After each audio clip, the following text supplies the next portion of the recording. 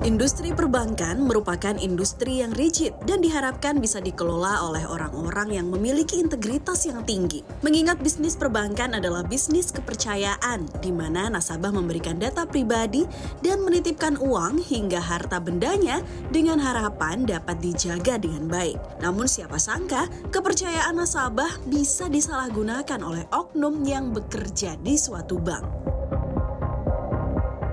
Aksi pembobolan rekening nasabah yang baru-baru ini mencuat dan menjadi perbincangan publik adalah kasus pembobolan 1,39 miliar rupiah dari 112 rekening nasabah di salah satu bank swasta tanah air yakni PT Bank Jago Tbk. Diketahui pelaku adalah mantan karyawan dari Bank Jago.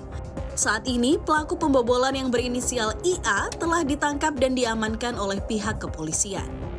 Berdasarkan keterangan Polda Metro Jaya, pelaku memindah 112 rekening yang ada di Bank Jago ke rekening penampung yang sudah dipersiapkan sebelumnya. Rekening nasabah yang dibobol merupakan rekening yang sedang dibekukan atau diblokir atas permintaan aparat penegak hukum. Pasalnya, 112 rekening di Bank Jago tersebut terindikasi menerima aliran dana hasil tindak pidana. Sementara, pelaku pembobolan sebelumnya memiliki wewenang sebagai kontak center spesialis Bank Jago. Pelaku pembobolan melancarkan aksinya sejak 18 Maret 2023 hingga 31 Oktober 2023. Mengacu hasil pemeriksaan, kepolisian menyampaikan tersangka mengaku motif kejahatannya adalah faktor ekonomi. Dana yang diperoleh dari aksi pembobolan digunakan untuk biaya perjalanan keluar kota dengan keluarga dan untuk membayar utang. Atas aksinya, IA yang kini statusnya menjadi tersangka dikenakan sejumlah pasal berlapis. Seiring dengan meluasnya kabar terkait pembobolan rekening nasabah, manajemen Bank Jago pun turut buka suara. Manajemen Bank Jago menjamin tidak akan ada nasabah yang dirugikan dan kehilangan dana imbas aksi yang dijalankan oleh mantan karyawannya tersebut.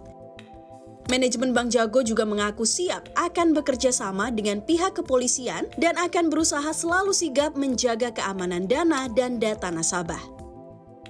Kasus pembobolan 112 rekening yang dilakukan oleh mantan karyawannya pun diklaim manajemen Bank Jago bisa dideteksi dengan cepat efek penerapan manajemen resiko dan strategi anti-fraud perusahaan. Usai mendeteksi adanya aksi pembobolan, manajemen Bank Jago melakukan pemeriksaan dan secara proaktif langsung melaporkan tindakan penyimpangan tersebut kepada pihak kepolisian untuk diproses lebih lanjut.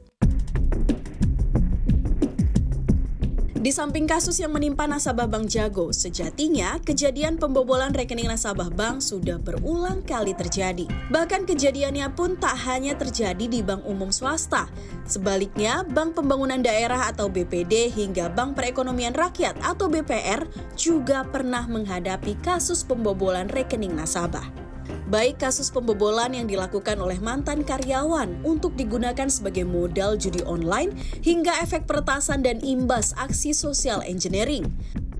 Kasus social engineering atau lebih akrab disebut dengan soceng belakangan ini memang cukup ramai terjadi. Secara tidak sadar nasabah diarahkan untuk memberikan data pribadi dan data perbankannya yang bersifat rahasia kepada orang lain. Karena itu, otoritas jasa keuangan dan juga para bankir berulang kali mengimbau agar masyarakat semakin berhati-hati dengan segala modus penipuan. Terlepas dari semakin variatifnya aksi kejahatan yang mengincar dana nasabah perbankan, tentu peranan bank untuk bisa membantu mencegah aksi-aksi tersebut seharusnya sangatlah besar. Kepada CNBC Indonesia, pengamat ekonomi perbankan dan dosen BINUS University Dodi Arifianto menyatakan, semua karyawan di sektor keuangan terutama perbankan seharusnya adalah orang-orang yang memiliki integritas yang tinggi, bahkan kualitasnya juga harus yang terbaik. Usahakan yang masuk sebagai banker itu ya memiliki istilahnya standar integritas lebih tinggi dibandingkan yang industri-industri lain, kalau perlu yang tertinggi. Kenapa? Karena bank ini industri yang mengelola duit orang lain, kritikal sekali. Kalau kita sampai masyarakat nggak sampai percaya sama bank, saya nggak ngebayangin apa yang terjadi dengan Indonesia ini. Ini perekonomian kita akan mengalami kemunduran yang luar biasa. Ya, selain harus aktif melakukan sosialisasi dan edukasi kepada nasabah terkait pentingnya perlindungan data pribadi, manajemen di setiap bank juga harus bisa menjamin dan mengawasi semua transaksi keuangan yang ada, serta menjaga perilaku karyawannya. Sehingga nasabah yang telah memberikan kepercayaan kepada bank tidak lantas dirugikan dan tetap terlindungi. Tim Liputan CNBC Indonesia.